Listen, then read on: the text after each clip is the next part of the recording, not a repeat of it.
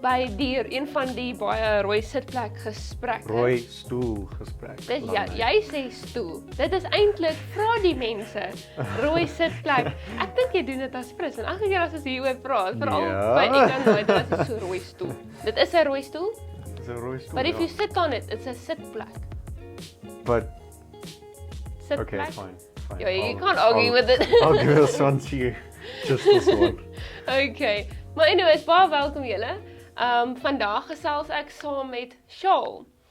En Excuse me. Today we're talking with Larne, guys. I'm taking over the episode now. Okay. So waaroor gesels ons vandag, Shaal? We're gonna go straight into worship now, guys. So, Kan nie altyd worship nie. Okay. Maar ja. Anyways, so ons praat vandag oor Don't Judge a Book by its cover. Yeah. Hierdie boek is That's a really ugly book. Maar weet jy wat staan hier binne? Dit is 'n dictionary. Die Bybel sê onder, maar die Bybel kan jou nie red nie. Dit het ons nou Sondag agtergekom. Yes. Maar Larne, tell us about Sunday. Why? I don't know. I just thought I'd ask. I don't know. No, but so ja, maar die tema vandag is Don't Judge a Book by its cover. En ek wil eintlik 'n storie vertel. Okay.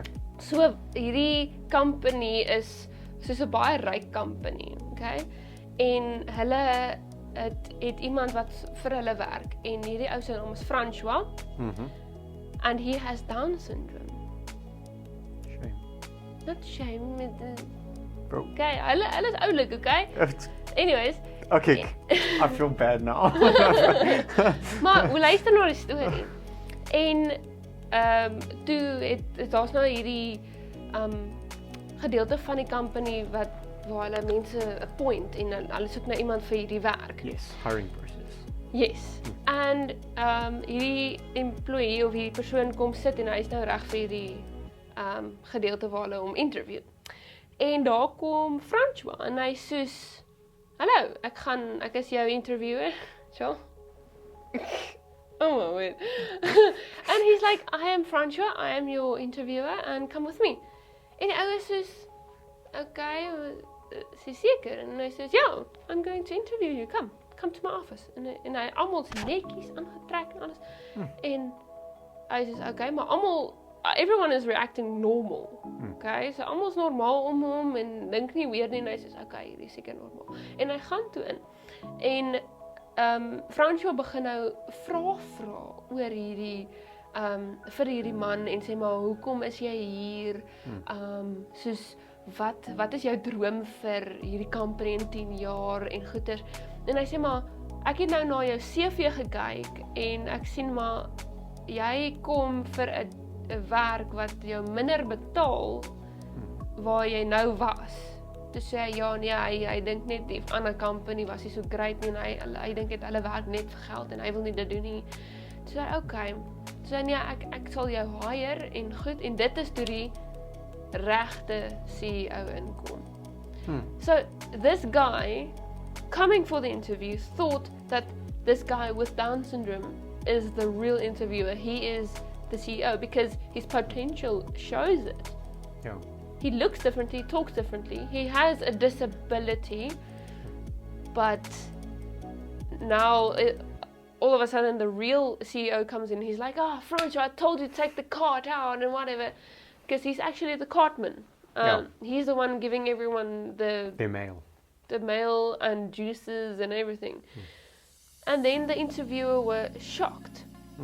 En hy sê maar, wag, iets het nou hier gebeur. En hy vra vir François, why would you hire me? So hoekom sal jy my aanstel? En hy sê vir hom, toe sê François vir hom, want ek het jou potensiaal gesien. You are not here for the money, you are here for the people. For the right reasons. En dit het die ander CEO gehoor. En he's like, whoa, okay François, come sit down, ask your questions. And then that is where the CEO saw his potential. Not for his disabilities. Yes, everyone could see he was Down syndrome. But his potential nobody saw. Yeah. And then the guy with Down syndrome saw the potential in the employee. That is why he was appointed. So that's one of the stories. And that is what I want to come to is, what do you think if you heard now my story, what do you think about the whole idea of don't judge a book by its cover? It's very easy to judge. Our first impressions are very important, but sometimes we get the wrong first impression because poor judgment and stuff. So some people go into situations where they're first meeting people and their minds are already made up about this person before they even get to know them. And that can be very difficult for some people, you know. So yeah, my personal opinion is it's okay to have first impressions, but just make sure the first impression you're having of someone isn't destructive. Yeah, true. That makes sense, because if I walk around with tattoos and stuff, I won't do it because it's not my personality. Why not? But if I walk around like that, what would you think about me?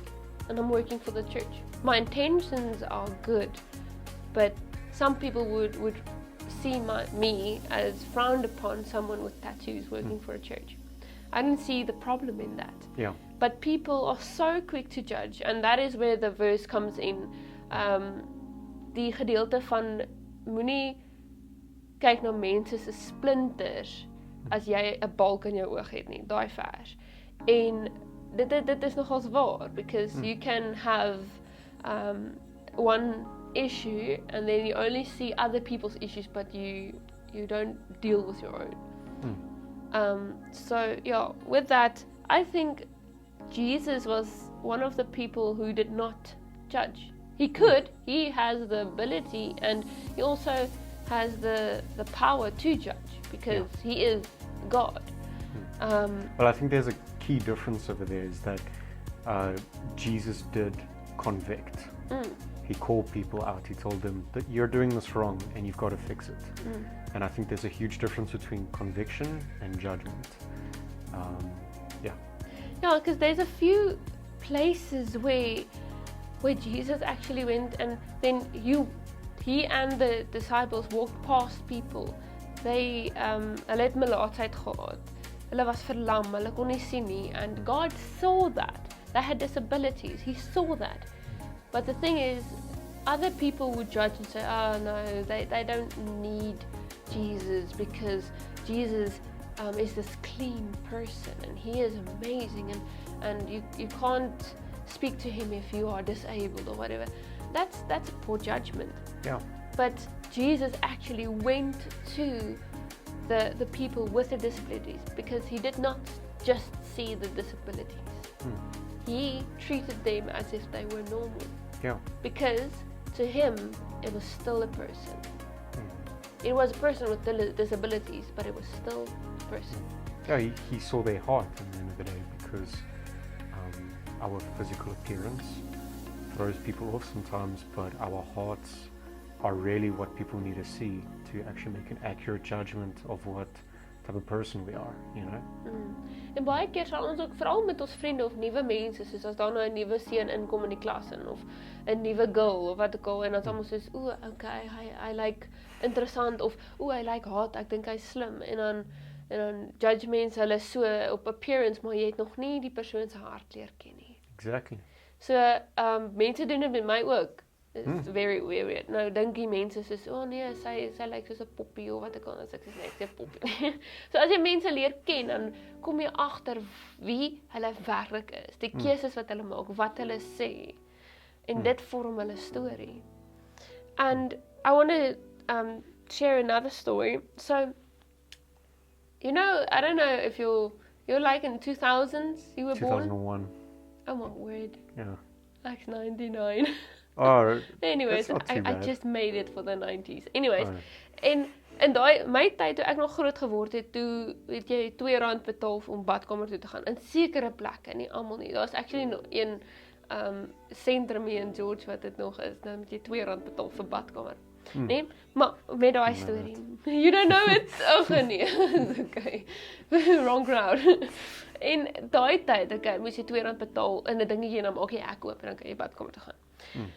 En een keer toe was daar okay, dis nou net 'n storie dat ek dink dit mag dalk regtig gebeur het, ek weet nie, maar hierdie storie maak ek nou technically op, maar dit vorm deel van ons tema.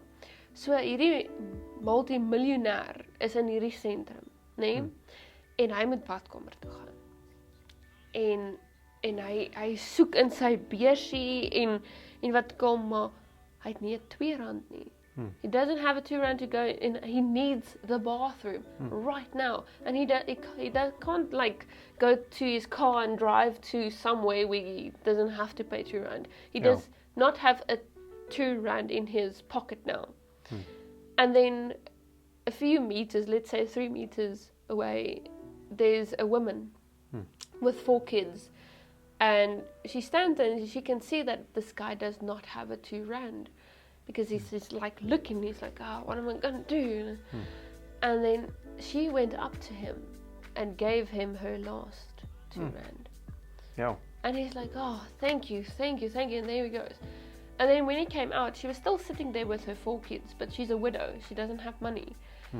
And he saw her and he's like, I feel for this woman because she gave her last few living rands for me so that I can go. And then afterwards he bought the whole family pizza. But the whole idea around this is she did not know that he was a multi-million rand. He has a lot of R2, but not with him right now. Yeah. She saw a need and she could fill it, so she did. She didn't see him, he's a white guy, or he's a guy with a lot of money, he can sort himself out. Yeah. No, she saw the need and she asked herself, if I can fulfill it, I can and I will. And that is the mentality, dis die mentaliteit wat ek wil hê julle moet ook aan dink, is soos, kan ek daai need vul, ja of nee? En wil ek ook, want wat help het, jy kan R1 miljoen, wat jy het R1 miljoen of iets, jy kan dit vir iemand gee, maar jy het dit nog nodig. Moet dit dan nie doen nie, daar's 'n fyn lyn tussen dit. Maar as jy mens na 'n ander persoon kyk, probeer eers hulle leer ken vir wie hulle is. En dan begin jy sien, maar wat is jou karakter? Hoe kan ons vriende raak? Hoe kan ek jou help? Hoe kan jy met my vriende wees? En ek dink dit is iets wat ek nogals baie met myself oor nie struggle nie, maar met myself probeer regkry is, onthou net Jesus het almal lief. And then sometimes I think, God, how can you love this person? Yeah. And then God says, but I still love him. I still love her. So why don't you show it? Yeah. And that hit me kind of hard.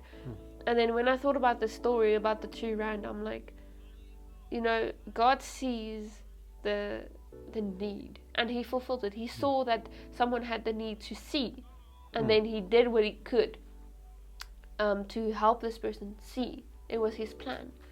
And also with this story, I actually shared it at, I think it was a Sunday, where these friends of this verlamde man, what do you call it in English? Lame man. Lame, ek weet nie. Anyways, so hierdie ou was verlam gewees en hierdie vriende het alles gedoen wat hulle kon om hom by Jesus uit te kry, want hulle het nie net die verlamming gesien, hulle het gesien dis 'n vriend. It's someone I care for. En toe het Jesus gekyk na hierdie persoon, toe hulle hom so sak en sê, maar jy weet, jou sondes is vergewe. Jy is nou gered, jy kan nou loop. So, I think the whole idea of this conversation is just watch what you think about people, because maybe they're thinking the same thing about you. Yeah. Oh, people are like onions, sometimes the layer on the outside is not always the best, It's a little brown, a little dry, but the deeper you go into those layers, the better the onion gets, Yeah, the sweeter it gets. Yeah. True. There's a few or multiple places in the Bible where God's character shows us how he cared for people and how he helped people not by their cover, but who they are as a person. It's not just, oh, it's another human. It's someone. And in that was when there was a widow and she gave her last cents to the church. And the Pharisees they gave the rest of their money to the church. But she gave her all. Yeah. And then Jesus said, okay, but she gave more than you, even though it was a few cents less than you gave. Yeah. It's all about sacrifice. Exactly. But the thing is, everyone's thought, okay, shame, she only has a few cents, I can take it. But it was everything she had.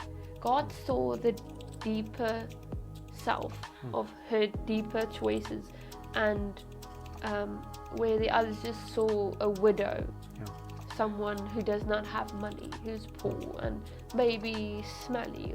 That's all they saw. They did not seek to find more. So ja, en dit is die uitnodiging vir vandag is definitief om uit te kyk vir mense en nie net te judge met hoe jy dink hulle is nie en wat in hulle lewe aangaan nie. So be kind, have grace and don't judge a book by its cover.